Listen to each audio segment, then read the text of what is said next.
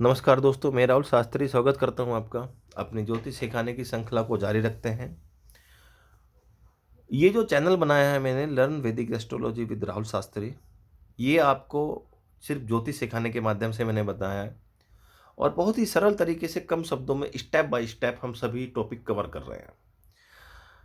पहले हमने बेसिक्स देखे, बेसिक्स के बाद फिर हमने सभी लगनों के बारे में चर्चा की, फिर राजयोग किस अवस्था में बनते हैं वो कुछ टॉपिक कवर करें, फिर क्या दोष देखे जाते हैं, उनकी क्या रेमेडी होगी वो हमने कवर करी।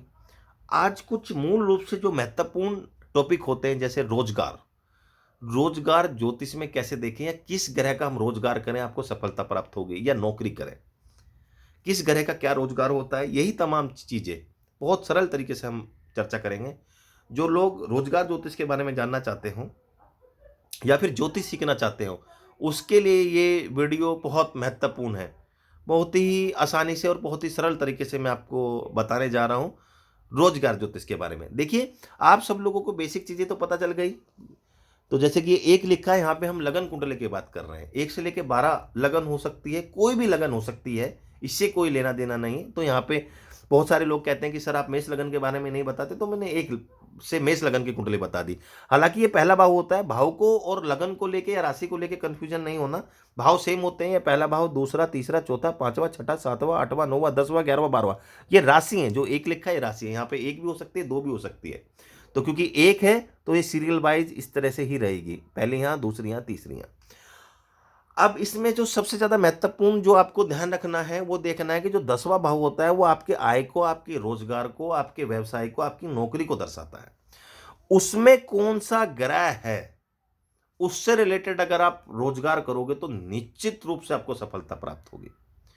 पर अगर वो ग्रह अगर खराब हुआ तो फिर आप मत करें। ये बात है कि अगर वो अच्छा है तो करेंगे, बट वो अगर खराब है तो नहीं करेंगे। फिर आप देखेंगे कि दूसरे ग्रह आपके कैसे हैं, उससे रिलेटेड आपको अपने रोजगार का चुनाव करना है। तो देखो, जैसे यहां पे 10 लिखा है, 10वें भाव में लिखा है 10, 10 का मतलब वो मकर राशि, मकर राशि के जो स्वामी होते हैं वो शनि देव होते हैं। तो कुंडली के माध्यम से अगर आप शनि के काम करोगे, यानी लोहे का काम करोगे, सरिये का काम करोगे, जूते का काम करोगे, रैक्सीन का काम करोगे और चमड़े का काम करोगे, डीजल, कोयला, पेट्रोल या पृथ्वी से कोई भी निकलने वाला तत्व उसका काम करोगे, तो वो शनि का है। तो उससे आपको फायदा होना चाहिए, पर नहीं, इस कुंडली के माध्यम से नहीं हुआ। क्यों? क्योंकि शनि छठे भाव में बैठा है। छठा भाव रोग, ऋण, शत्रु, दुर्घटना, परेशानी को दर्शाता है, कर्ज को दर्शाता है। तो दशमेश जो है वो कमजोर हो गए। बट अगर वो केंद्र में, त्रिकोण में होते, लाभ भाव में होते, धन भाव में होते, तो निश्चित रूप से आप उसका काम करते, शनि का, तो फायदा होता।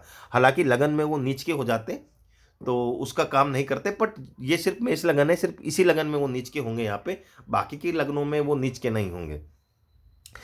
वैसे तो लगनस्थ शनि बहुत अच्छा नहीं माना जाता, तो इसको भाव को छोड़ के छठे, आठवें, 12वें में अगर शनि हो, सिर्फ इस लगन की कुंडली की बात कर रहा हूं मैं, तो आप नहीं धारण करेंगे। बाकी की कुंडली में भी 6, 8, 12 में शनि हो तो भी नहीं धारण करेंगे।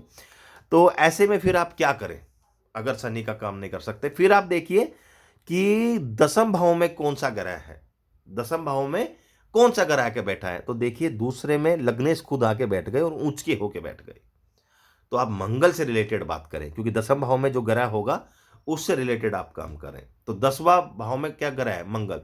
अब मंगल से रिलेटेड आप क्या काम कर सकते हैं? तो भूमि का काम अच्छा रहेगा, लैंड का, प्रॉपर्टी का काम अच्छा रहेगा, सिविल सर्विस, या हम कह सकते हैं सिविल में काम करना या सिविल इंजीनियरिंग में काम करना अच्छा रहेगा आपका। अगर नौकरी करना चाहते हैं, सिविल इंजीनियर बहुत अच्छा माना जाता है अगर मंगल ऊंच के हैं, सफलता प्राप्त करते हैं।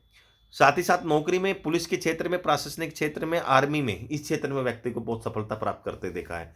स्पोर्ट के क्षेत्र में व्यक्ति को बहुत सफलता प्राप्त करते देखा है। तो आप ऐसा करें। अगर आप कहेंगे कि मंगल भी खराब है तो फिर क्या करें? फिर आप देखिए भाग्येश को, कि नवम भाव आपके भाग्य को दर्शाता है। तो भाग्य, भाग्य किस में साथ देगा?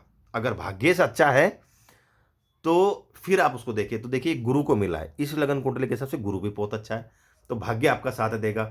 और भाग्येश यानी गुरु किस चीज के कारण माने जाते हैं, किस चीज के कारक माने जाते हैं? तो गुरु ज्ञान के कारक माने जाते हैं, धर्म के कारक माने जाते हैं। तो कंसल्टेंसी से रिलेटेड, एजुकेशन से रिलेटेड, रिलीजन स्टडी से रिलेटेड, धर्म से रिलेटेड, स्पिरिचुअल चीज़ों से रिलेटेड, इस चीज़ में आपको सफलता होगी। अगर आप करेंगे कि भाग्येश भी अच्छे नहीं हैं, तो फिर क्या करें? फिर उस केस में आप देखिए पंचमेश को और सुखेश को। अब देखिए चौथे भाव में चंद्रमा अपनी खुद की राशि में बैठा है, तो चंद्र से रिलेटेड आप काम कर सकते हैं, यानी खाने पीने का काम, जो डेली यूज में काम आता है, सफ़ेद चीज़ों का काम, दूध का काम, डायरी प्रोडक्ट का काम, समुद्री चीज़ों का काम, और साथ ही साथ जो है पानी का काम, लिक्विड चीज़ों के साथ साथ जो वाइन होता है उसका काम, वाइन शॉप जिसे हम बोलते हैं, या फिर कोई भी हजारडियस नॉन हजारडियस, ये जब सब प्रोडक्ट होते हैं चंद्रमा के हाथ में आते हैं। अगर सपोज करो दूसरा भाव और सप्तम भाव ये मारक भाव होता है लगन कुंडली के अनुसार, पर बाकी के सब ग्रह बहुत खराब है, और दूसरा और सप्तम भाव जो कि मारक भाव माना जाता है, मार्केश माना जाता है, अगर वही बहुत शुभ है तो निश्चित रूप से अगर और खराब है तो आप मार्केश का काम करें। अगर वो बहुत शुभ स्थिति में बैठा है, देखो मारक ही तो है पर प्लेसमेंट बहुत अच्छा हुआ, जैसे शुक्र अपनी खुद की राशि में बैठे हैं, तो लेडीज रिलेटेड वर्क, गारमेंट्स का काम, बुटीक का काम, या सौंदर्य का काम, कोई भी वर्क जो कि डिजाइनिंग का काम, इंटीरियर का काम जो कि सौंदर्य को दर्शाता हो, उसका काम आप कर सकते हैं, जिससे आपको फायदा होगा।